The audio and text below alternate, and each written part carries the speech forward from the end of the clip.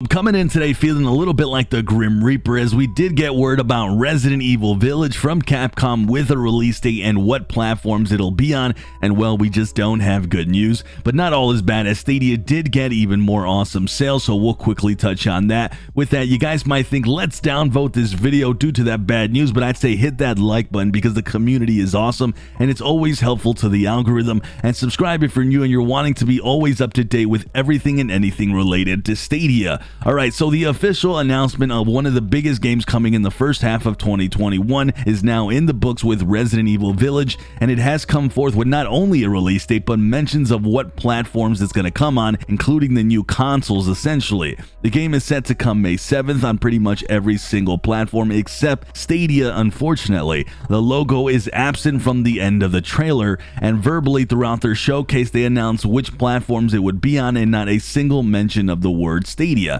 So if you're not sure on why this is even used to begin with, sometime last year there were some leaked documents from a hack that showed Resident Evil Village was coming to Stadia. They even outlined how much they were paying, which equaled about 10 million, and there was even some documents showing the process on which different phases meet the requirements for the game to be launched on the Stadia platform itself.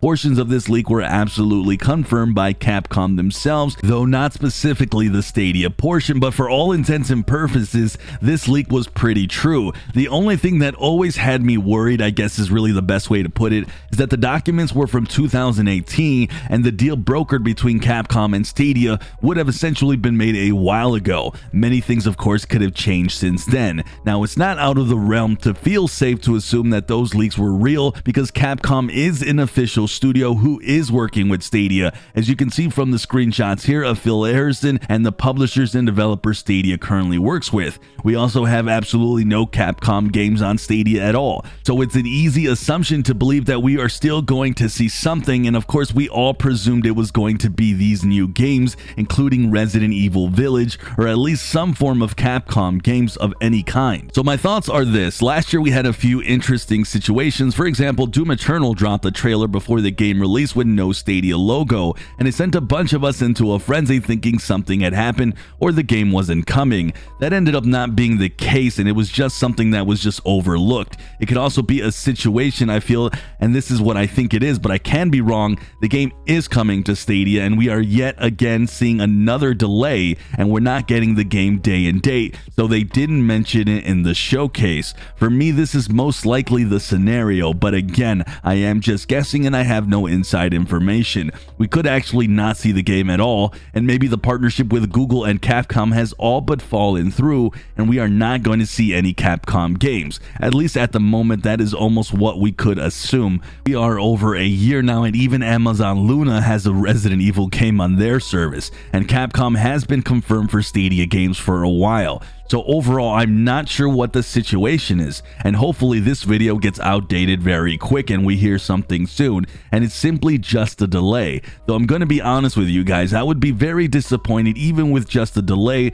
but at least a game would come. We know Google has the power to speed things along like they did with Cyberpunk, when it was told for 8 months that we were going to see the game, but that we weren't going to see it day and date. Then after the community outbursted and found that information, we had a fit for a bit, and we did see it ended up coming, presumably because Google did hear our outcries and thought to themselves, we need this game to launch alongside everyone else. And guess what? It did pay dividends for Stadia and the entire platform. I'm hoping that this is just a mix-up, but I'll admit again, Google needs to be on top of these publishers if indeed there is a deal between Capcom and Stadia, and this is just yet another blunder where Stadia just isn't being taken serious enough, and we have to hold all parties accountable. That includes Google and Capcom, and that is what I aim to do on this channel. With that though, let me know what you guys think down below. And last thing is, right after this event they did throw out a survey asking what platform that you want to play on, and Stadia was on it. So fill out that survey. I'm going to have a link down below so we can have our voices heard and let them know that we do want to see Stadia represented, as this should hopefully show that we want Capcom on this platform. Check that link and it will be in the description at the very top. But with that, that wasn't the only Stadia news, as we surprisingly got a bunch more Stadia sales, and I have to say I'm pretty happy with these new ones. The free weekend has kicked off with both Ghost Recon Breakpoint and WWE 2K Battlegrounds Both are coming in at good sale prices. Breakpoint is down to $7.79 for the base game. WWE 2K is at $20. I won't say if I recommend them or not because you can essentially just play them free yourself. Join our Discord though to team up with other Stadia players, but that wasn't the only new sales. We essentially got a Ubisoft sale for Ultimate Editions. The Assassin's Creed titles here are priced really well. Odyssey, Origins, and Syndicate.